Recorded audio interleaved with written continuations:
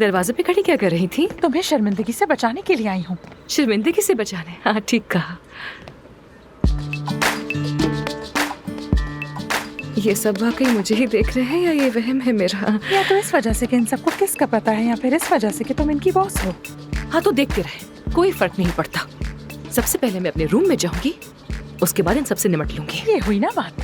मैं नहीं डरती हूँ किसी से। हाँ, चलो। गुड मॉर्निंग डियर अफसून, कैसी गुजरी तुम्हारी रात? रात तो मेरी बहुत अच्छी गुजरी। हाँ।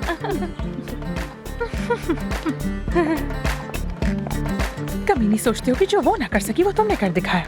उसका जो दिल चाहे वो सोचती रहे।